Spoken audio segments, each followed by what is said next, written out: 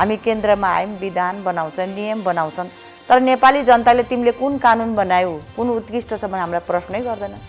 अब त्यो संसारभित्र जनताको बिचमा जनताको चाहनाको लागि जनताको जनआकाङ्क्षा र जनअपेक्षालाई परिपूर्ति गर्ने, जनताको आवाजलाई बुलन्द पार्ने हो भने स्थानीय सरकार आजको आवश्यकता हो भने मेरो सोच हो। जनप्रतिनिधि बन्ने हो भने म त हरेक ठुला नेतालाई भन्छु, एकचोटि स्थानीय सरकारमा जानुस्, जनताको बिचमा रहनुस्, उनको समस्या बुझ्नुस्, समस्या अनुसारको कार्ययोजना बनाउनुस्, तब मात्र चाहिँ असली नेता बनिन्छ। जनताको चाहना अनुसार विकासको मोडलसहित त्यसलाई रूपान्तरण र चाहिँ स्वच्छ र हराभरा महानगरपालिका विराटनगर बनाउन सकिन्छ। त्यसैले आफ्नो ठाउँ किन नबनाउने? ठुल्ठुला नेता पनि अब आफ्नो अनुभवलाई लिएर स्थानीय सरकारमा जानुपर्छ भन्ने सोच चाहिँ मैले आकाङ्क्षा चाहिँ राखेको छु। This program is sponsored by Muktinath विकास बैंक। जनता बैंकमा होइन, बैंक जनतामा जानु पर्दछ। राठी गोल्ड FRLSS तार जसमा आगो लाग्दैन। गरिमा Bikas bank, access to all.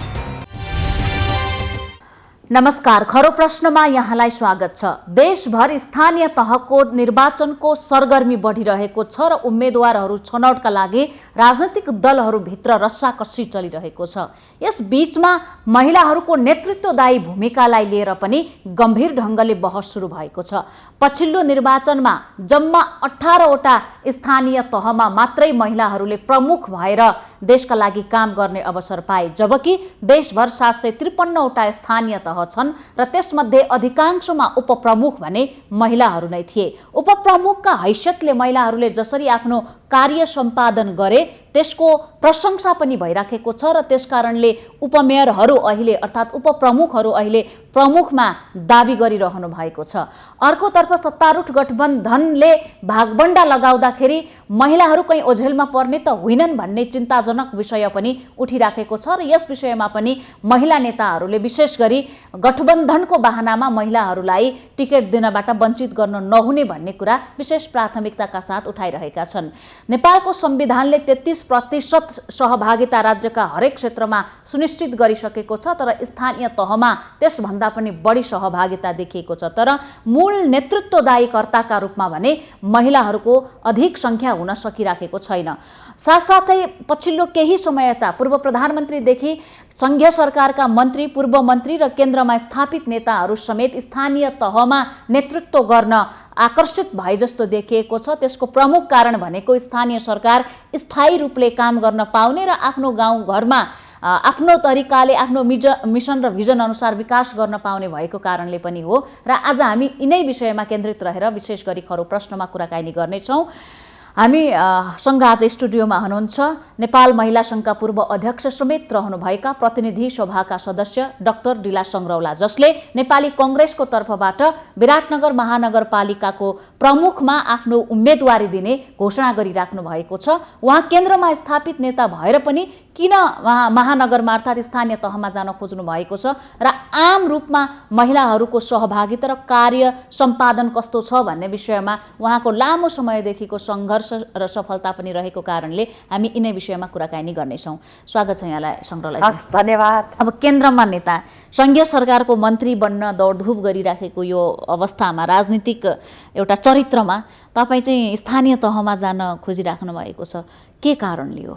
तपाईँले भने जस्तो प्रतिनिधि सभाको सदस्य अहिले पनि छु।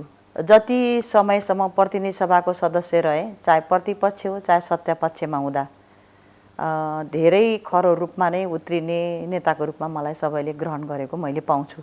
नीति बनाउने थलो कस्तो हुने रहेछ, हैन, नीति कसरी बन्ने रहेछन्, त्यसले सम्पूर्ण मुलुकलाई नेपाली जनतालाई लाभान्वित हुन्छन् कि हुँदैनन् भन्ने कुरा पनि देख्ने मौका पाएँ। तर समग्रमा देशभरि जाँदै गर्दा उठेको समस्या के थियो भने हामीलाई रोजगारी चाहियो, स्वस्थ खानेपानी चाहियो, स्वास्थ्य चौकी चाहियो, बाटोघाटो चाहियो, हैन।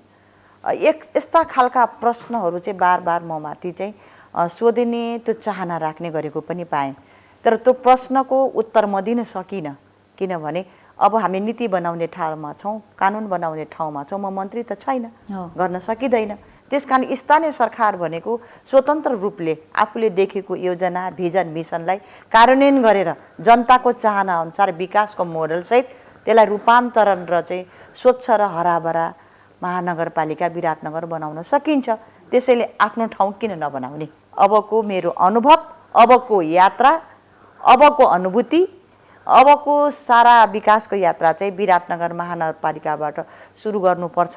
ठुल्ठुला नेता पनि अब आफ्नो अनुभवलाई लिएर स्थानीय सरकारमा जानुपर्छ भन्ने सोच चाहिँ मैले आकाङ्क्षा चाहिँ राखेको छु। भनेपछि केन्द्रमा सांसद भइराखेर खालि नाराबाजी गर्नु भन्दा मात्रै पनि स्थानीय तहमा गएर जनताका भनेका जस्ता यहाँले भन्नुभयो पानी बिजुली बत्ती सडक दिन सक्ने, त्यसो भए स्थानीय तह रहेछ भन्ने महसुस भयो।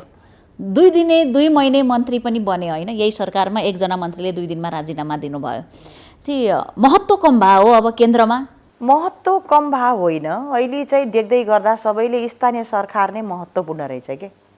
जनतासँग प्रत्यक्ष गाँसिने र विकासको आधार, लोकतन्त्रको आधार भन्छौँ नि हामीले नै होइन, समावेशी लोकतन्त्र, समावेशी आधारमा नै अबको विकास भनेर पनि संविधानमा हामीले लेखेका छौँ। त्यो अवधारणा प्रस्तुत गर्ने, त्यो कार्यान्वयन गर्ने थलौती स्थानीय सरकार रहेछ। हामी केन्द्रमा आयौँ, विधान बनाउँछौँ, नियम बनाउँछन्, तर नेपाली जनताले तिमीले कुन कानुन बनायौ, कुन उत्कृष्ट छ भने हामीलाई प्रश्नै गर्दैन। अभावै अभाव छ, यहाँ गरिबी छ, अशिक्षा छ, भोकमरी छ।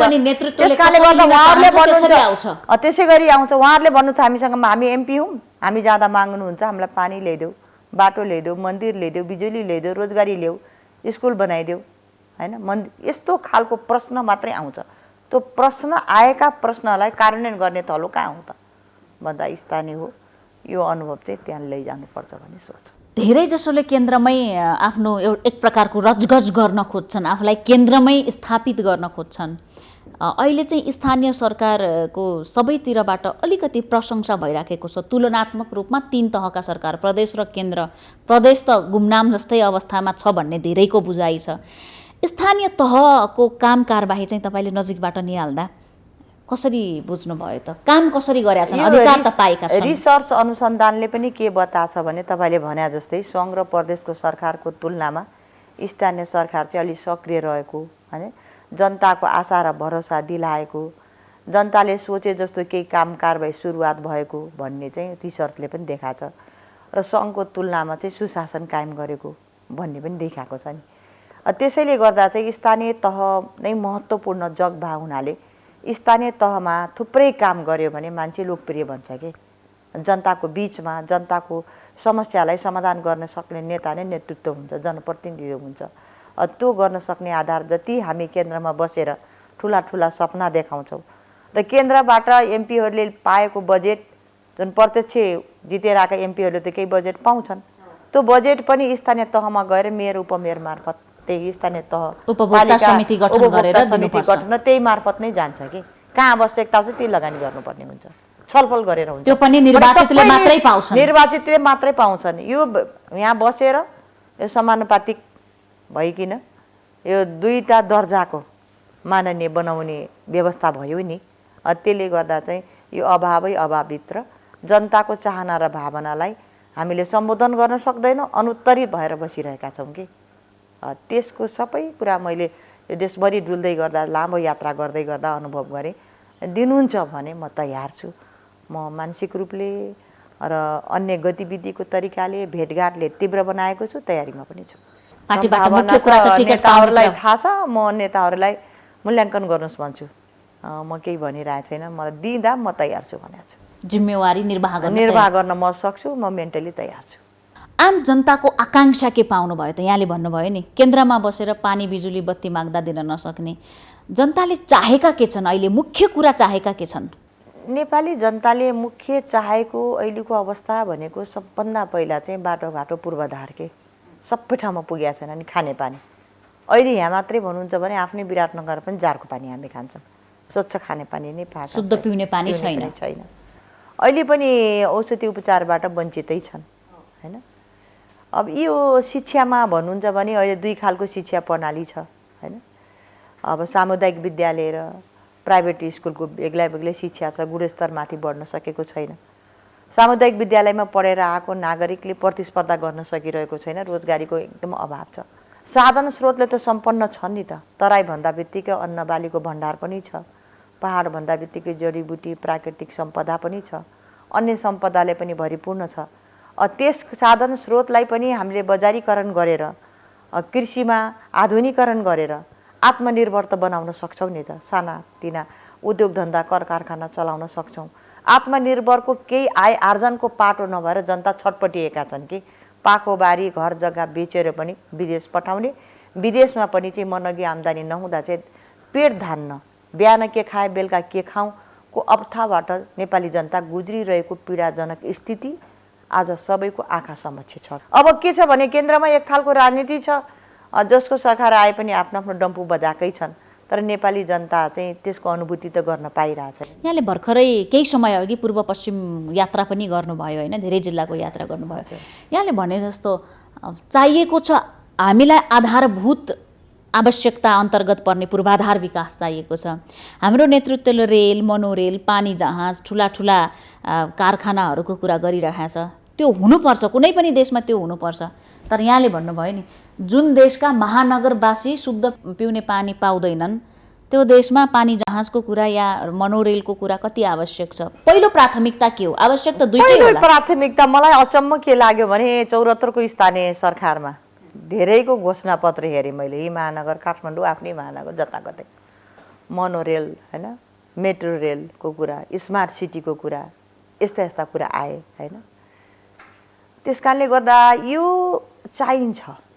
जब हामीले सबै कुरा प्राप्ति हुन्छ, जब बजारीकरण र सहरीकरण हुन्छ, सबै सुविधाले जनता सम्पन्न हुन्छन्, त्यस पछाडिको सोच हो कि मान्छेले खानै पाएको छैन, शुद्ध पानी पनि पिउन पाउँदैनन्, उपचार गर्न पाउँदैनन्, साधन स्रोतमा पहुँचै छैन होइन।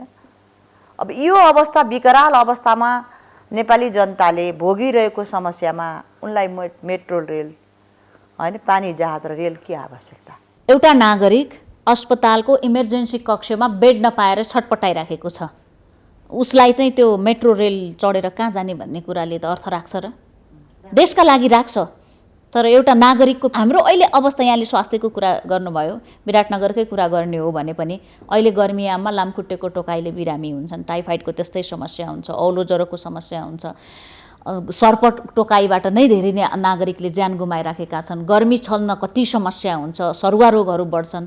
स्वास्थ्यमा संवेदनशील किन बन्न सकेनौँ होला त हामी? त्यसैले यो सबै काम चाहिँ, यो स्वास्थ्यको कुरा सबै काम चाहिँ स्थानीय सरकारमा गर्न सकिन्छ कि।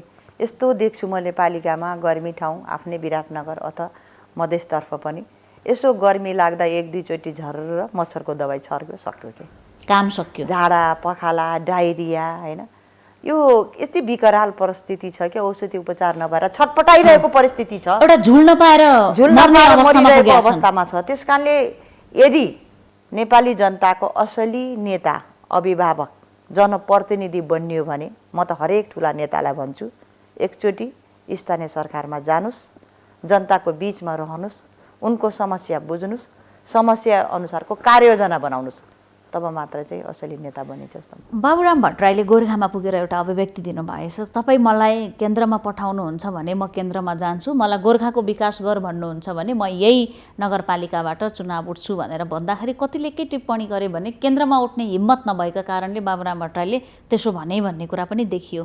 तपाईँले तर फरक ढङ्गले व्याख्या गर्नुभयो नि, केन्द्रका नेताहरूलाई विकास गर्ने हो भने गाउँ जानु गाउँछ। अब यो एकचोटि बाबुराम भट्टराईको ट्विट पनि मैले हेरेको थिएँ।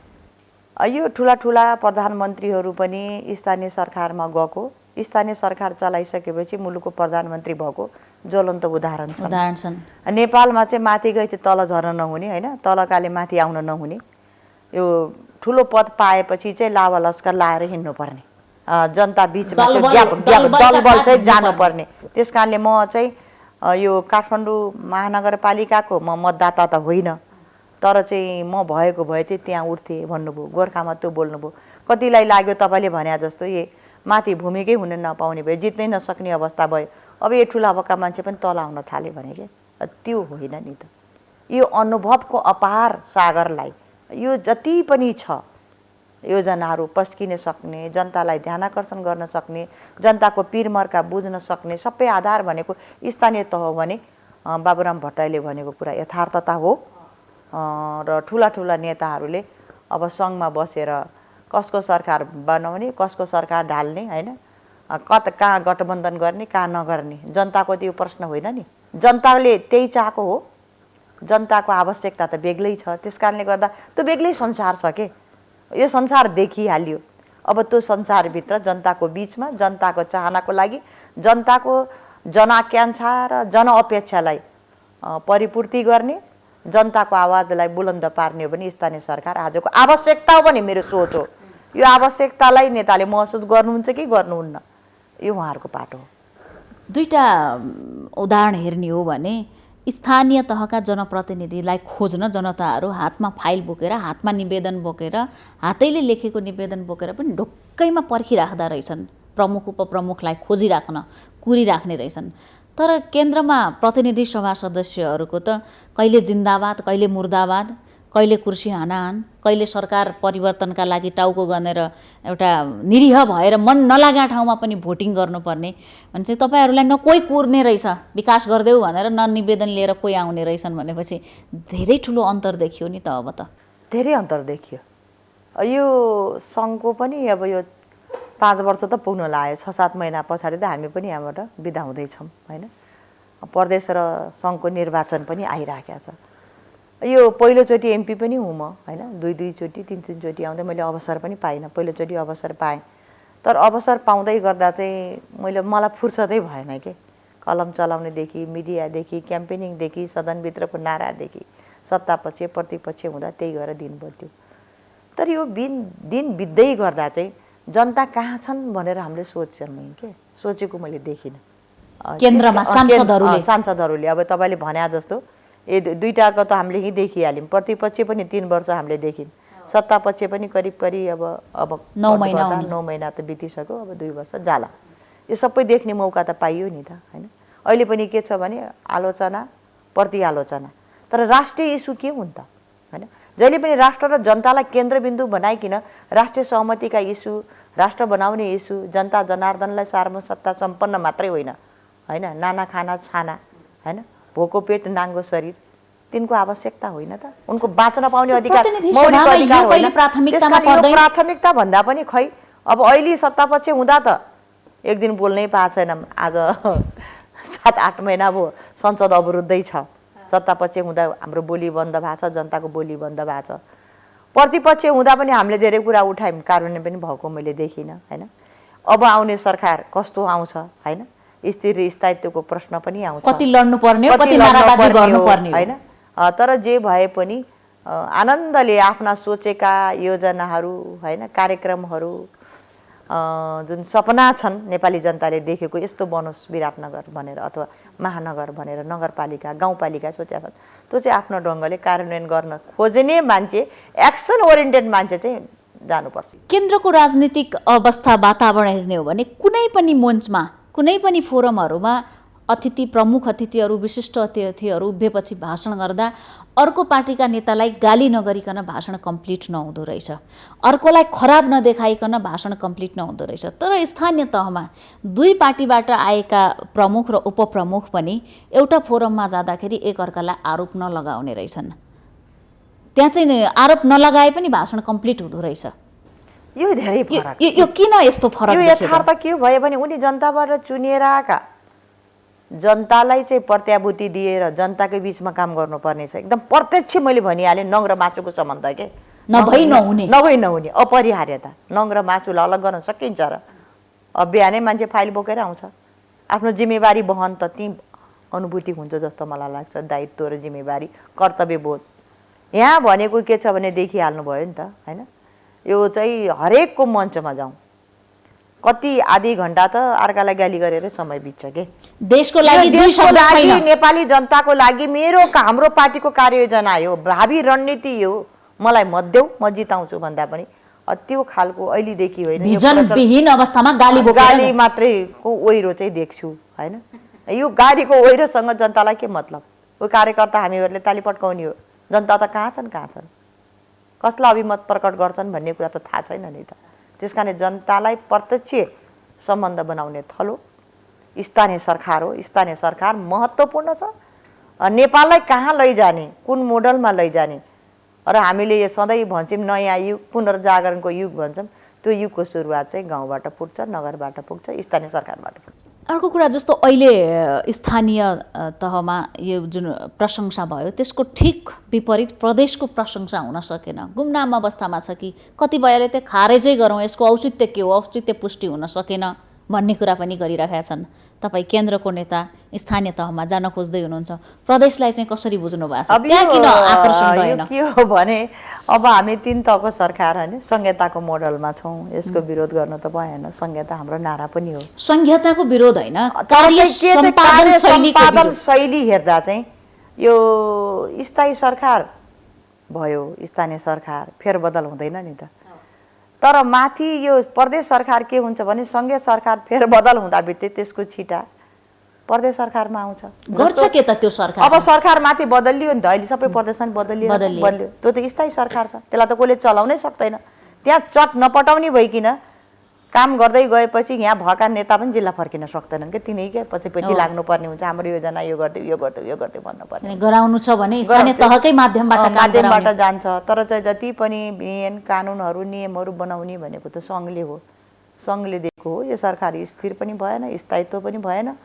आफ्नो सरकार लैजाने ल्याउने भन्नाले यिनले गरेको कार्य देखिया छैन कि क्षेत्र कहाँ हो त, वर्किङ एरिया हो, त्यो नदेखिया हुनाले पनि यिनले गरेको काम चाहिँ सोलिड रूपमा के काम गरे भनेर लायक भन्न नदेखिया हुनाले यो चाहिँ सरकार यतिकै रह्यो कि भन्ने प्रश्न चाहिँ उठ्यो। प्रदेश र केन्द्रका सांसदहरू अब बोजिला भए, यिनीहरू न संसदमा बोल्न पाउने न बोल्न दिने, एक पक्ष बोल्न नपाउने एक पक्ष बोल्न नदिने, जहिले पनि तलब भत्ता जहिले खाइराख्ने, राज्यको सम्पत्ति दोहन गर्ने तर काम नगर्ने भन्छन्। त्यसो हो र? त्यस्तो त भएन। विचार एउटा मान्नेले चाहे प्रदेशको होस् चाहे सङ्घको होस् एउटा जनताको जनप्रतिनिधि भएर आएको हुन्छ। जहिले पनि उसको जीवनचर्या भनेको जनतालाई केन्द्रबिन्दु बनाएर आफ्ना कुरालाई कसरी राखौँ, अगाडि लैजाउँ होइन भन्ने सोचै हुन्छ। अब भत्ता भन्ने कुरा त उसले आफ्नो घर छोडेर बसेपछि राज्यले दिने सुविधा के लिएका हुन्छन् र? एउटा एमपी चाहिँ एउटा टेम्पोमा झुन्डिएर गइरहेको हुन्छ होइन, साधन स्रोत त केही पनि छैन। जुन देशका जनता खाली खुट हिँड्न पनि गतिलो सडक पाउँदैनन्। अब त्यस कारणले अरू देशमा पनि हेर्नुहुन्छ भने जनप्रतिनिधिहरू एमपीहरू हुन्छ नि त, एमपीको आफ्नो अफिस हुन्छ, साधन हुन्छ, स्रोत हुन्छ, उसको जीवनचर्या बिहानदेखि बेलुकासम्म जनतासँग गाँसिएको हुन्छ के। त्यसरी नै विकास गरेका छन्। यसै गरी विकास गर्ने हो भने त त्यो खालको वातावरण त बन्नु पर्यो नि त होइन।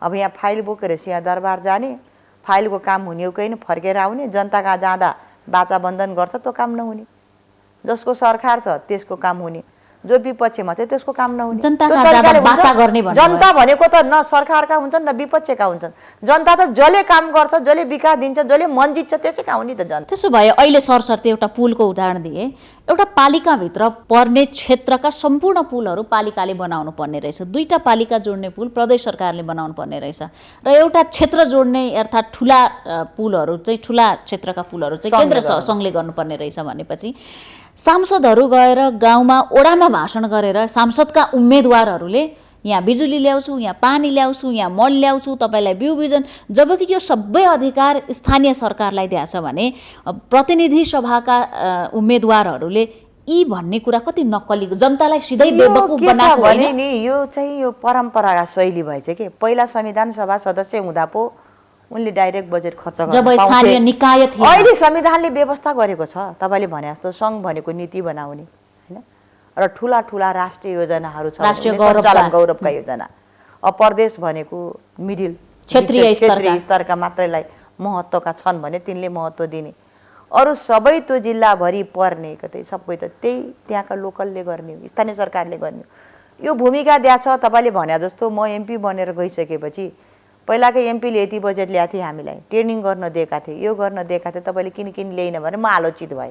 भनेपछि के भने जनतालाई तपाईँले संविधान पढ्नुहोस्, हामीलाई अहिलेको संविधानले कानुन बना भनेको छ, कस्तो कानुन बनाउनु भयो, कति विधेयक आए, कति अधिकार आए, यो कुरा तपाईँले प्रश्न गर्नुभन्दा त उनको आवश्यकता बेग्लै चाहिँ यो प्रश्न त उनी सोध्दैन। यो उदाहरण तपाईँले भने जस्तो के हो भने हामीहरू जति पनि प्रत्यक्षका प्रतिनिधि सभाका उम्मेदवारहरूले बाटो बनाइदिन्छु भनेर भोट मागे नि त, खानेपानी दिन्छु भनेर अपेक्षा हामीले अपेक्षा चाहिँ जगाउने, घोषणापत्रमा त्यही लेख्ने, काम चाहिँ कानुन बनाउने। मैले यो उदाहरण यहाँ कानुन बन्यो कि पीडित महिलाहरूको अधिकारको संरक्षण सरकारले गर्नेछ भनेर कानुन छ, तर अवस्था कस्तो रहेछ भने तपाईँ महिला नेता भएका कारणले पनि मैले यो उदाहरण किन दिनभरि कुनै पनि महिलाको परिवारभित्र या दम्पतिको बीचमा अनबन भयो र अदालतसम्म पुग्यो भने दिनभरि अदालतमा एकअर्काको विरुद्ध लड्नुपर्ने, भन्नुपर्ने, बोल्नुपर्ने, बेलुका ती महिलाहरूलाई बस्ने सेल्टर नै रहेनछन् र त्यसैको घरमा गएर बस्नुपर्ने पीडा रहेछ भनेपछि त्यो कानुन घोटेर दुधमा मिलाएर खाने कि पानीमा मिलाएर खाने कि घाँटीमा झुन्ड्याएर हिँड्ने कि कानुन त छ, व्यवस्था त भएन नि त त्यो अनुसारको। त्यो कानुनको के महत्त्व भयो? तपाईँले भने जस्तो कानुनले धेरै अधिकार महिलालाई दिएको छ, तर त्यस्तै गरिकन कानुनको कार्यान्वयन नहुँदा ती अप्ठ्यारा पनि छन् जो महिलाले आफ्नै श्रीमान अथवा परिवारबाट दिएको पीडा, हिंसाबाट पीडित भएर मुद्दा खेपिराखेको छ भने बेग्ली सेल्टर त छैन। जबसम्म मुद्दा फेरि छिटो छरितो द्रुत न्यायिक प्रणाली पनि छैन, फास्ट ट्र्याक कोर्ट पनि गठन भएको छैन, अब कहिले उसले त्यसमाथि पैसाको चलखेल हुन्छ, पैसाको पावरको चलखेल चलखेल हुन्छ, हुन्छ, वकिल लगाउनु पर्छ, कति वर्ष हुन्छ, जसले चाहिँ हिंसा पीडित छ भने त्यसले वकिल लगाएर वर्षौं वर्ष यो मुद्दा खेप्नै सक्दैन कि। त्यसै कारणले कतिपय मुद्दा हुन्छन् फिर्ता लिएर मेलमिलाप गरेर त्यही हिंसा र पीडा सहेर परिवारसँग बाध्यता भएर बस्नु चाहन्छन्। त्यसैले यो स्थानीय सरकारले उपमेयरलाई न्यायिक प्रणालीको न्याय दिने अधिकार दिएको छ, न्यायिक समितिको प्रमुख बनाएको छ। त्यसले गर्दा केही मुद्दाहरू छिटो छरितो भएको छ। कतिपय ठाउँमा चाहिँ स्थानीयले चाहिँ यो महिला हिंसा हुँदै गर्दा पनि यो दुवै पक्षलाई मिलाइकन भित्रैभित्र मिलायो भनेर कति कमेन्ट पनि आयो हैन, त्यो कमेन्ट पनि आयो नि त, त्यो गर्नै मिल्ने थिएन भनेर पनि आयो।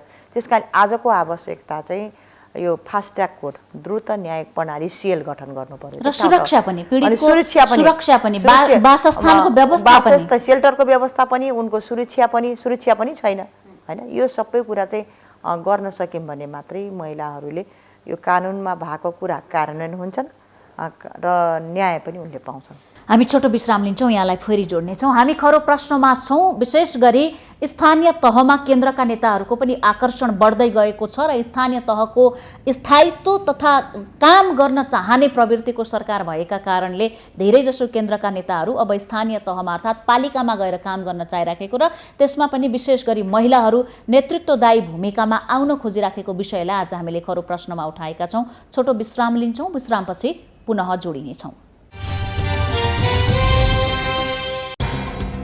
This program is sponsored by Muktinath विकास बैंक। जनता बैंकमा होइन, बैंक जनतामा जानु पर्दछ। Garima Bikas bank, access to all.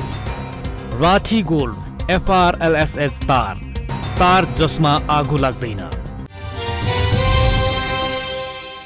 विश्रामपछि स्वागत छ। हामी खरो प्रश्नमा छौँ। स्थानीय तहको निर्वाचनको तयारी बढ्दै जाँदा राजनीतिक दलहरूभित्र महिला उम्मेदवारका कुरा र स्थानीय तहमा केन्द्रका नेताहरूले प्रतिस्पर्धा गर्न खोजेको विषयलाई आज प्राथमिकतामा राखेर खरो प्रश्नमा कुराकानी गरिरहेका छौँ। नेपाली कङ्ग्रेसका प्रभावशाली नेता तथा प्रतिनिधि सभाका सदस्य डाक्टर डिला सङ्ग्रौलासँग। यहाँलाई पुनः स्वागत छ सङ्ग्रौलाजी। स्थानीय तहको कुरा गऱ्यौँ, आम महिलाको कुरा गर्ने हो भने 753वटा स्थानीय तहमा जम्मा जम्मी पछिल्लो 74 को निर्वाचनमा 18वटा पालिकामा मात्रै महिलाहरू प्रमुखमा आए, बाँकी अधिकांशमा उपप्रमुखमा सीमित बने। महिलाहरू कानुनले दियो प्रमुख वा उपप्रमुखमा भनेर, अनि केही नभएपछि उपप्रमुखमा मात्रै थुपार्यो, किन हो त? यो अपमान हो कि सम्मान हो? सम्मान र अपमान भन्दा पनि पहिला विगत 74लाई तपाईँले भने जस्तो पल्टाउँ पनि हैन। 96% उपप्रमुख र उपाध्यक्ष भए र तपाईँले भने जस्तो 18 जना मात्रै पालिकामा चाहिँ महिलाहरू पुगे। 753 मा यो एकदम सानो अङ्क गणितमा मात्रै हामी पुग्यौँ कि यति सानोमा खुम्चिए कि तिनलाई चाहिँ यो उपमेयर उपाध्यक्षलाई यो विकास गर्ने अधिकार थिएन, न्यायिक र अनुगमन मात्रैको अधिकार। त्यो भित्र बसेर पनि आफ्नो क्षमता र दक्षतालाई देखाए। र यो अहिले आएर पछिल्लो कालमा तपाईँले भने जस्तो के भएको छ भनेपछि यो 753 पालिकामा संविधानले त 1/3 महिला त भनेको छ नि त हैन। संविधानको धारा 38 को 4 ले चाहिँ राष्ट्रपति, उपराष्ट्रपति, सभामुख, उपसभामुख, अध्यक्ष, उपाध्यक्ष, मेयर, उपमेयर मध्ये एउटा महिला पनि भन्यो। एउटा दिने भन्दा सबैले उपाध्यक्ष दिएर उपमेयर दिएर त हुँदैन नि त। अब चाहिँ प्रमुखमा दिनुपर्छ, नभए हामी छोड्दैनौँ भनेर जति पनि उपप्रमुखहरू, उपाध्यक्षहरू हुनुहुन्छ उहाँले एउटा आन्दोलन चलाइरहनु भएको छ। अहिले। अब यो बिचमा हामीले पनि उहाँहरूलाई लबिङ गरिरहेछौँ कि पाउनुपर्छ भनिकन। र यो यहाँ त पार्टीको पनि केन्द्रीय सदस्य भएको कारणले तपाईहरूले त केन्द्रमा पनि उठाइदिनु पर्यो नि यो कुरा। केन्द्रमा हामीले के उठाएका छौँ भनेपछि यो तालमेल र गठबन्धनको कुरा पनि उठाएको छ। विगतमा सानो अभ्यास पनि भयो, हामीले पनि कहीँ तालमेल गठबन्धन पनि भयो। गठबन्धन हुँदा पनि के भयो भने अब दुईटै पार्टीको चाहिँ पुरुषे मेयर उपमेयर पनि भयो, महिला त्यहाँ वञ्चित भए।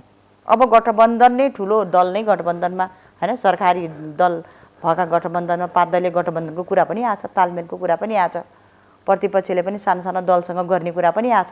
यो गर्दै गर्दा चाहिँ अब महिलाहरू फेरि वञ्चित हुन्छन्, पुरुषै पुरुष जाने भए गठबन्धनका कारणले। संविधानमा उल्लेख गरेको भावना र मूल्यलाई चाहिँ आत्मसात नगर्ने बेला आयो भने किन सबैले ज्ञापन पत्र बुझाइरहेछन्। जिल्लाकाले जिल्ला सहितलाई बुझाएका छन्, यहाँका नेताले केन्द्र सहितलाई बुझाएको मैले देखेँ। यो चिन्ता र चासो पहिला चाहिँ हामीले चिन्तै गर्न पाइनौँ। नयाँ थियो प्र्याक्टिस, नयाँ अभ्यासमा थियौँ, बल्ल बल्ल अवसर पाएको थियो, बोल्दा बिग्रिने हो कि जस्तो पनि भयो। दलित महिला चाहिँ अनिवार्य गरेर कि यो खाली देखावटी चेतावनी होइन, अब छोड्दैनन्। अब दिने परिस्थिति देखिरहेको छु मैले। अब निर्वाचन आयोगले पनि त निर्देशन नै दिइसक्यो नि त, एउटा महिला चाहिँ बाध्य हुनै पर्छ गठबन्धन हुँदा पनि, मेयर उपमेयर मध्ये एउटा महिला हुनै पर्छ प्रमुखमा भनेर भनिराखेपछि त यो त बाध्यकारी परिस्थितिले यसलाई चाहिँ दलले आत्मसात गरेन भने ती दलले मत कहाँबाट पाउँछन् त? महिलाको यत्रो मतदाता सङ्ख्या छ नि त, जनसङ्ख्या त छ त, मतदाता महिला छन्। त्यस कारणले गर्दा यो सबै कुरालाई ध्यानमा राखेर सबै दलले तयारी गरिरहेको अनुभूति चाहिँ मैले बुझेको छु। गठबन्धनको बाहनामा कस्तो हुँदो रहेछ भने भागबण्डा गर्दाखेरि कम निर्वाचन क्षेत्र सङ्ख्यात्मक रूपमा आउने भए त्यसमा पनि नेताहरूका नजिकका इष्टमित्र, आफन्त, नातावाद, कृपावाद हाबी हुँदाखेरि स्वच्छ रूपले राजनीति गरिराखेको निष्ठाको राजनीतिज्ञ त टिकट पाउनबाट वञ्चित हुने अवस्था देखियो। अझ झन् अहिले पैसावाला दलाल व्यवसायी, दलालीकरण जसले गरेछ, ठेकापट्टा जसले गरेछ, जो चाहिँ इलिगल काम धेरै गरेर पैसा कमाएर नेतालाई बुझाउन सक्छ, ती चाहिँ अहिले नेतृत्वको रोजाइका पात्र रहेछन् टिकट दिने भनेपछि चुनाव कस्तो छ त? अब कसरी हुँदैछ यो? तपाईँले भने जस्तो छ नेपाली काङ्ग्रेसमा लागू हुँदैन मलाई जहाँसम्म के भने हाम्रो विधानले व्यवस्था गरेछ कि अहिले तपाईँलाई लाग्छ नि यो तालमेल किन ढिलो भइरहेछ, के भइरहेछ भन्ने कुरा छ नि। हाम्रो विधानले के व्यवस्था गरेछ भने वडा अध्यक्षसम्मको टिकट क्षेत्रलाई दिने भनेको छ होइन, पालिकाको टिकट प्रदेशले दिन्छ, गाउँपालिकाको टिकट चाहिँ जिल्लाले दिन्छ, महानगर मात्रै केन्द्रमा ठोकिने हो कि अहिले संयन्त्रभन्दा पनि तलसम्म गएको छ होइन।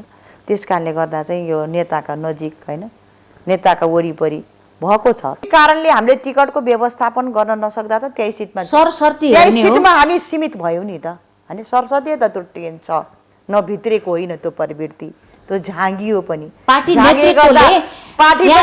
महानगरको पार्टी नेतृत्वले ओडाको सदस्य कसलाई दिने भन्ने कुरामा पनि चासो राख्दो रहेछ। नियम त बनाछ ओडादेखि। यो हस्तक्षेप पहिला भयो, पहिला विधान त यो थिएन, केन्द्रमा सबै ठोकियो होइन। अहिलेको अवस्थामा चाहिँ त्यो हुन सक्दैन। त्यस कारणले गर्दा चाहिँ यो पालिका है, नगरपालिकामा जसको पहुँच छ, जो नेताका नजिक छन्, जोसँग पैसा छ, त्यसलाई टिकट दिने हो भने आदर्श मूल्य मूल्याङ्कन पार्टीभित्रको लगानी कहाँ जान्छ भने भन्दै गर्दा नेपाली काङ्ग्रेसकै पदाधिकारीका व्यक्तिले मसँगकै कुराकानीमा के भन्नुभयो भने ब्रिफ केस बोकेर जानेहरू नै नेतृत्वको प्राथमिकतामा पर्ने कुरा अन्त्य हुनुपर्छ भन्नुको मतलब त अन्त्य भएको छैन भन्ने हो नि त। त्यसको प्रभाव त रहेछ। केही प्रवृत्ति त झाँगियो र त हामी 23 सिटमा पुग्यौँ भन्छु कि मैले। त्यसको परिणाम केही त परिणाम भयो होला, त्यो विकृति हरेक दलभित्र छ। त्यस कारणले गर्दा चाहिँ यो खर्चिलो भयो निर्वाचन प्रणाली, विकृतिपूर्ण भयो भने पनि यसलाई हटाउनुपर्छ भन्ने। जस्तो कि अब हामीले यी विषयहरूमा कुरा गऱ्यौँ, एउटा चाहिँ गाउँ घरमा अहिले पनि के आक्रोश छ भने तुलनात्मक रूपले स्थानीय निकाय, स्थानीय तह प्रशंसा योग्य भए पनि धेरै ठाउँमा सडक नपुगेका पालिका प्रमुख उपप्रमुखहरू गाडी चढेर जाने, सदरमुकाम सडक राख्ने, आफन्तहरूलाई या आफ्नो निर्वाचन क्षेत्र टार्गेट गरेर त्यहाँ चाहिँ बजेटहरू लैजाने र विकासका योजनाहरू लैजाने, आफ्ना नातागोताकाहरूलाई दिने बजेट पार्ने, फेरि कमिसन खाने, आफन्तहरूलाई अनुदान दिने, कागज मिलाउने तर पैसा चाहिँ मिलाएर टकटुक लिने चलन रहेछ। यस्ता विकृतिको अन्त्य हुन सक्ला या तपाईँ नेतृत्वमा आउनुभयो भने यसका नहुने गरी काम गर्नु होला? यो अन्त्य हुनुपर्छ। त्यस कारणले मैले अनुभवी व्यक्ति जानु पर्यो भन्छु कि अनुभवले त काम गर्न जाने हो नि। यति माथि नाम कमाइसकेका व्यक्ति कमाउन र बदनाम हुन त कोही झर्दैन नि त तल, होइन? त्यस कारणले नाम कमाउन काम गर्न तल जाने हो। तपाईँले भने जस्तो यो नगरपालिका धेरै ठाउँमा गाउँपालिका मिसाएर नगरपालिका बन्यो। त्यो नगरपालिकाको ठाउँ पनि सबै ठाउँमा बाटो पुगेको छैन, महानगर पनि पुगेको छैन के। अब यो विकास हेर्दा जनता कति आक्रोशित छन् नि तपाईँले भने जस्तो। जहाँ आफ्नो पहुँच हुन्छ वरिपरि चाहिँ बाटो पुग्ने, जहाँ पहुँच छैन अथवा आफ्नो विपक्षी दलले जित्या छ भने त्यहाँ चाहिँ बाटै नजाने, यो समस्या छ। यो समस्याको चाहिँ यो देशैभरि भ्रमण गर्दा चाहिँ मलाई अभिव्यक्त गर्नु विकास चाहिँ निष्पक्ष हुन नसकेको छ अवस्था। त्यसैले गर्दा अनुभवी व्यक्तिहरू, होइन, सबैले स्वीकार्य व्यक्तिहरू जनताको मूल मर्मलाई बुझ्ने, विकास भनेकोले काङ्ग्रेस कम्युनिस्ट भन्दैन नि त, विकासले गरिब र धनी भन्दैन नि त, विकासले चाहिँ विभिन्न जात जाति भन्दैन नि त। जनता भनेको त सबैको हुन्छ। जनताको गार्जेन भएर नगरपिता अध्यक्ष भनेर गइसकेपछि त्यही आँखाले हेर्न सक्नुपर्छ। त्यो आँखाले हेर्न सबैको साझा व्यक्ति बन्न सक्नुपर्छ। त्यस कारणले होला सबैले के भन्छन् भने एकचोटि मेयर बन्यो भने त्यो राष्ट्रको ठुलो व्यक्ति बन्न सक्छ, किनभने त्यसले रोल मोडल बनेर विकासको खाका पस्क्यो भने त्यसलाई अनुकरण चाहिँ 753 का पालिकाले पनि त गर्न सक्छ। धेरै देशमा यस्ता उदाहरण पनि छन् कि नगरपालिकामा काम गरेर राष्ट्रको प्रमुख व्यक्ति या प्रमुख कार्यकारी बनेको उदाहरण छ। मैले अर्को प्रसङ्ग के जोड्न खोजेँ भने यहाँकै पार्टीका पूर्व पदाधिकारीले के भन्नुभयो भने सङ्घको चुनावमा 80 लाखदेखि सुरु गरेको चुनावी खर्च बढेर 5-6 करोड पुग्यो। अझ यहाँकै जिल्लाको उम्मेदवार हुनुहुन्छ, होइन? एउटा उम्मेदवारले 5-6 करोड खर्च गर्छ भने उसले कमाउने के र त्यति खर्च गरिसकेपछि ऊ जनताप्रति उत्तरदायी हुन सक्छ त काम गर्नलाई? यो त गाह्रो कुरा तपाईँले भने जस्तो मैले पनि सुनिरहेको थिएँ। अब हामी नै उठिने सोच बनाउँछौँ नि, हामीसँग पैसा कहाँ छ त? त्यो डर लाग्छ, होइन? तर पनि के लाग्छ भने यो अनुभव छ, विचार छ, प्रतिबद्धता छ, घोषणापत्र छ, एजेन्डाले जितिने हो नि महिला भने, पैसा कहाँ छ? त्यस कारणले चुनाव खर्चिलो भयो। जुन कुराहरू आइरहेका छन् यो कुराले गर्दा चाहिँ यो निर्वाचनमा मान्छेलाई चाहिँ डर लाग्ने बनाइसक्यो कि यो राम्रो पक्ष चाहिँ होइन। संसदमा म तत्कालीन समयमा विपक्षी पार्टीको सांसद हुँदा धेरै विरोध गर्ने सांसदमा म पनि पर्छु, बोल्ने सांसदमा भन्नुभयो। तर अहिले हेर्नुहोस् त 9 महिनामा देशको अर्थतन्त्र डामाडोल अवस्थामा पुगेको छ। महँगीले 6 वर्ष यताकै नयाँ रेकर्ड कायम गरेको छ। जनताहरूको विदेश जानेहरूको लाइन राहदानी विभागमा 12 बजे रातिदेखि लाइन लागिराखेको छ, त्यसमा कमी आउन थालेको छैन। यहाँहरूले के गर्नुभयो त सरकारमा आएर, या यहाँको पार्टीले के गर्यो त? अब कतिपय ठाउँमा दाबी भइरहेको छ काङ्ग्रेस नै मुलुकको नेतृत्वमा आउँछ, के कारणले मत दिने हो जनताले? यो तपाईँले भने जस्तो कुरा र अहिलेको चलिरहेको देख्नु भएको छ। छानबिन समिति पनि बन्यो, होइन? राष्ट्र ब्याङ्कका गभर्नर निलम्बनमा परे, अर्थमन्त्रीले हिजो पत्रकार सम्मेलन गरे, सम्माननीय प्रधानमन्त्रीलाई स्पष्टीकरण सोद्धा उहाँले भन्नुभएको छ गभर्नर भएर अर्थमन्त्रीलाई सहयोग नगर्दा निलम्बन गर्नु पर्या हो, होइन, हटाइया हो भनेको छ। तर जे आरोप त्यसलाई लिएर फेरि प्रतिपक्ष दल र पूर्व गभर्नर यताउति नबनिकन पनि टीका टिप्पणी पनि आएको छ, पत्रिकाहरू चाहिँ छ्याप्पा भएको छ कि यसले के देखाइराखेको छ भने सङ्केत, अनिष्टको सङ्केत देखाइरहेछ। त्यसमा हामीले चिन्ता गर्नुपर्छ जस्तो मलाई लाग्छ। हामीले यो छलफल यो राम्रो नराम्रो पक्ष विपक्ष भन्दै गर्दा पनि तपाईँले भने जस्तो अर्थतन्त्र त ओह्रालो लाग्दै आयो नि त, तथ्यले देखाइसक्यो। हामी आयात गर्ने मात्रै भयौँ, होइन? निर्यातलाई कसरी बढाउने हो र यी सबै परिस्थितिले यस्तै रह्यो भने कतिपयले भनिरहेछन् नेपाल श्रीलङ्का बन्न लाग्दैन। धेरैले भनेका छन् ओली सरकारले सरकार जिम्मा लाउँदा आर्थिक वृद्धि दर कति थियो, होइन, अर्थतन्त्रको अवस्था के थियो, त्यही असर अहिले पुर्यायो भन्ने। अनि अहिले फेरि प्रतिपक्षमा सरकार सम्हालेर छोडेकोले फेरि यो सबैको कारण यो हो भन्ने गर्दै गर्दा चाहिँ यसलाई सम्हाल्नुपर्छ मिलेर भन्छु मैले। यो विकराल परिस्थिति आउँदै गर्दा यो पक्ष र प्रतिपक्ष होइन, देशको समस्या हो। देशको तर मुख्य जिम्मेवार सरकार होला, सरकारको नेतृत्व पैसै छैन, पैसाको सट्टी नै नहुने भइसक्यो। जति पनि व्यापारीहरूले तपाईँले भने जस्तो म यस्तो उठ्छु भनेर आएँ नि त, मेरै महानगरमा पनि एकदम दुःख व्यक्त गर्नुभयो के छिटो तपाईँले ध्यान दिनुहोस् यो परिस्थितिलाई निमिट्यान्न पार्नु पर्यो विकराल अवस्था आउन सक्छ अब कसरी चलायमान हुन्छ त अर्थव्यवस्था उद्योग धन्दाहरू कहाँ सकिन्छ यो हैन चुनावै लडौँ पैसै खर्च गरौँ भने अनि पनि अब भन्दा ब्याङ्कबाट यो पैसा झिक्न चिन्ताजनक अवस्था हो मेरो लागि चाहिँ चिन्ताजनक अवस्था हो यसमा सत्तापक्ष प्रतिपक्ष भन्दा पनि प्रमुख भूमिकामा यसलाई कसरी तपाईको सुधार पार्टी छ? गर्ने प्रमुख भूमिकामा तपाईको अब पार्टी अहिले छ? आएको नयाँ गभर्नरले म सुधार गर्छु अपेक्षा राख्नुहोस् पनि भनिरहनु भएको छ भन्दा चाहिँ सबै मिलेर यसलाई सुधार गर्नु अहिले कांग्रेसको नेतृत्वको सरकारले जनताको अपेक्षा अनुरूप काम गरे जस्तो लाग्छ त विगतमा तपाईँ धेरै विरोध अब गर्ने यो काम सांसद हो। जनताको अपेक्षा थुप्रै छन् हैन गर्नुपर्ने 5 वर्षको जनादेशलाई नेकपा एमाले सम्हाल्नै पर्थ्यो अब के मुखले मत माग्ने भनेर पनि आइरहेछ प्रश्न हैन दोस्रो यो बाध्यकारी परिस्थिति बन्दैन भन्दा पनि प्रतिपक्ष भएर सत्तापक्षले गरेका टीका टिप्पणी लिएर जनता समक्ष जाउँला भन्दा मुलुकको निकास दिनै पर्ने भयो दुईचोटि प्रतिनिधि सभा भङ्गले गर्दा संविधान गणतन्त्र लोकतन्त्र स्थिर स्थायित्वको कुरा पनि उठ्यो र जुन रूपले डेलिभरी दिनुपर्ने हो सन्तुष्ट दिनुपर्ने हो गठबन्धन सरकारबाट त हुन सक्दैन तर पनि पहिलो आधारभूत आवश्यकता जीवन रक्षा भनेको छ कि जनताको आज धेरैले खोप पाइसके हैन 82% भन्दा पनि धेरैले खोप पाए बुस्टर डोज पाए विकराल परिस्थिति थियो कोरोनाले त्यो छटपटाइरहेर अक्सिजन नपाएको भेन्टिलेटर नपाएको परिस्थितिबाट जनताको जीवन रक्षा पहिलो आवश्यकता भनेर जीवन रक्षा चाहिँ भएको देखेको छु मैले केही लोकप्रिय निर्णय पनि जसरी देउपा सरकार भएकै बेलामा अघिल्लो सरकारमा क्यान्सर रोग पीडित किडनी मृगौलिया हैन यिनीहरूलाई पनि त मासिक 5000 भत्ता दिने अब ओडाबाटै पाउने भएका छन् भन्या त्यो वडाबाट पाउने भन्या छ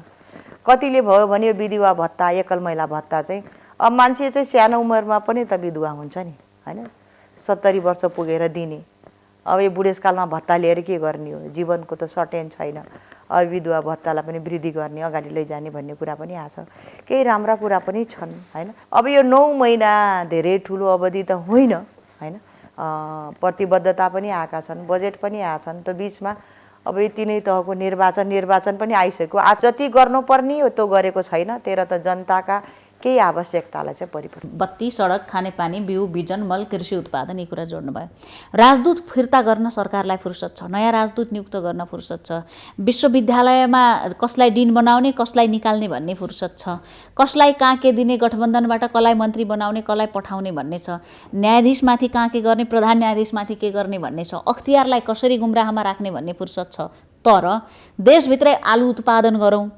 5 महिनामा कति करोडको आलु मात्रै नेपालीहरूले खाएको रहेछ विदेशबाट लिएर भनेपछि इभन यहाँसम्म कि भाइटिकामा लगाउने माला भारतको बेङ्गलोर लगायतका सहरमा उत्पादन भएन भने हामीले नपाउने रहेछौँ पन्जाबमा प्याज उत्पादन भएन भने हामीले खान नपाउने रहेछौँ अहिले युक्रेन रसिया युद्ध चल्यो युक्रेनबाट केराउ आउने रहेछ जब हामी अचारमा हान्छौँ केराउ हान्छौँ र यो सनफ्लावरको तेल हामीले जुन प्रयोग गर्छौँ त्यो त्यहाँबाट आउँदो रहेछ भनेपछि कुन देशबाट नेपालले आयात गरेका छैन नेपालभित्र केराउ फल्दैन कि सनफ्लावर हुँदैन कि या आलु फल्दैन कि देशको प्राथमिकता सरकारको प्राथमिकतामा किन पर्न सक्छ दुईटै कुरा यो अहिलेसम्म नेपाल किन बनेन प्रश्न त्यहाँ आउँछ के हैन यो संहिता पछाडिको सरकार भनेको जनताको अधिकार पनि हो हैन यो प्राथमिकतामा तपाईले भने जस्तो विश्वविद्यालय हैन भिसी फेर्ने विश्वविद्यालय गिजोल्ने काम भन्दा पनि हैन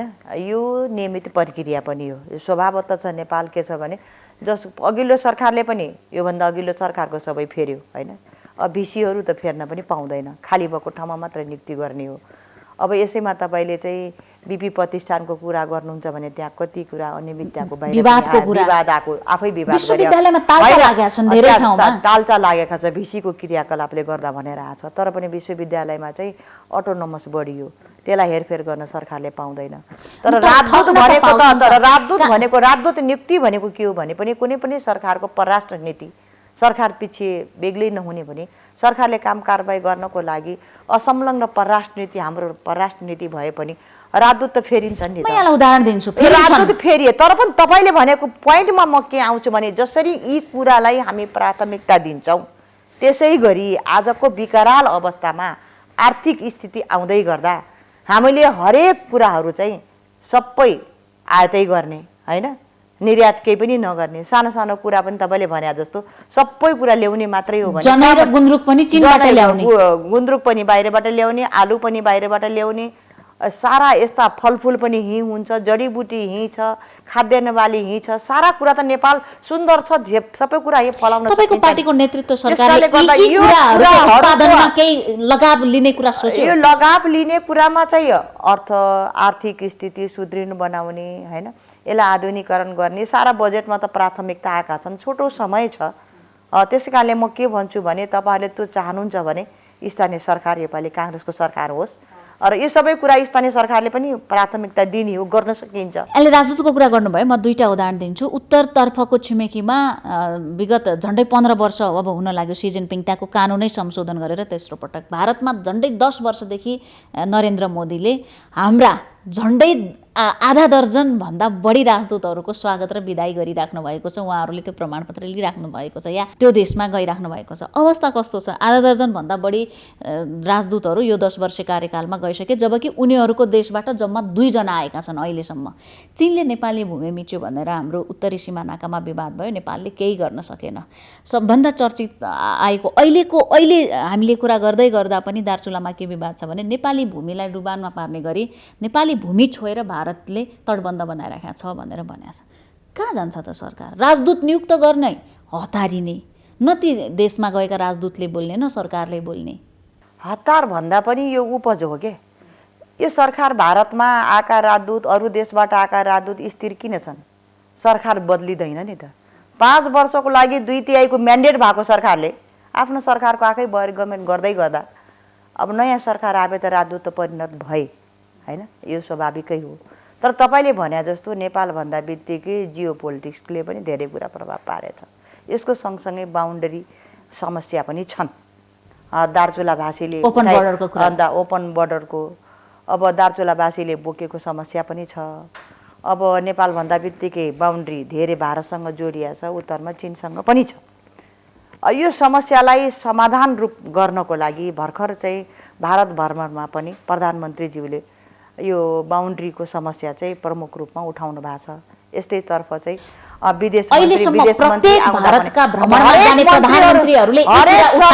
हरेक सरकार आउने बाउन्ड्रीको समस्या उठाउने तर काम नगर्ने, तर त्यसको कार्यान्वयन नहुने पद्धतिले गर्दा चाहिँ यो बाउन्ड्रीको समस्या, सीमाको समस्या भइरहने, नेपाली जनताले बार बार दुःख पाइरहने अवस्था चाहिँ छ। यसको निवेदन हो। यहाँ केन्द्रीय कार्य समिति सदस्य भएको कारणले नेपाली काङ्ग्रेसको यहाँले भन्नुभयो नि, बारम्बार रिपिट गर्नुभयो कि 2/3 सम्हाल्न सकेन तत्कालीन नेकपाली कम्युनिस्टहरूले, अब के मुख लिएर चुनावमा जाने भनेर।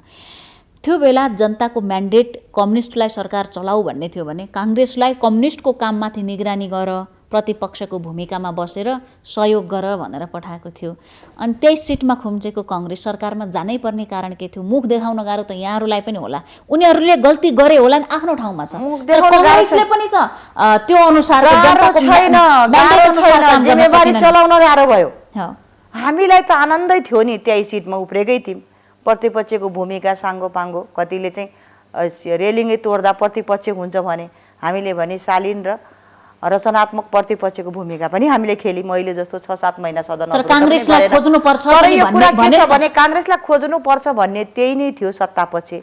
आज आफ्नो गठबन्धनको यत्रो बलियो सरकारलाई सम्हाल्न सकेन। दोस्रो, यो बाध्यकारी परिस्थितिको सिर्जना किन भयो त? प्रतिनिधि सभा भङ्ग गर्ने संविधानमा लेखेकै छैन नि, त्यो अधिकारै छैन। प्रतिनिधि सभा 2 चोटि भङ्ग गर्दा हामी जिउँदैछौँ भनिकन सर्वोच्चमा हस्ताक्षर गर्न पुग्नु पर्यो कि। त्यसले गर्दा उहाँकै आफ्नै दल अथवा दलहरूको टुटफुट, एमाले भित्रको विभाजन, सारा कुरा आइकिन सरकारमा जान्न अहिलेको प्रधानमन्त्रीले भन्दै गर्दा पनि नेपाली काङ्ग्रेसले निकास नदिने, सधैँ अड्को थाप्ने, यस्तै अवस्थामा छोड्ने भन्दै गर्दा सरकार चलाउन जानु परेको अवस्था हो। प्रश्नको शब्द नै, यहाँको जवाफको शब्द नै मैले के लिए भने हामी जिउँदैछौँ भनेर सर्वोच्चमा लामबद्ध लाइन लागेर हस्ताक्षर गरेर सरकारमा जानुपर्ने अवस्था जुन आयो, जति बेला यहाँले हामी जिउँदैछौँ भनेर भन्नु पर्यो, आज जनताले पनि भनिराखेका छन् त्यो प्रतिनिधि सभा कहाँ छ त जो हामी यहाँ छौँ भनेर सर्वोच्चले बिउत्याएको हो तपाईँहरूले हस्ताक्षर गरेका कारणले, या सर्वोच्चले अब यो बिउतिनुपर्छ भन्ने महसुस गरेर त्यो प्रतिनिधि सभा कहाँ छ? केही काम गर्नु पर्यो अध्यादेशबाट ल्याउने, अनि प्रतिनिधि सभामा त खालि एक थरी बोल्ने एक थरी चुपचाप लाग्ने भनेपछि काम के हो त? अहिले हामी यहाँ छौँ जिउँदैछौँ भन्न यही कुरा हो।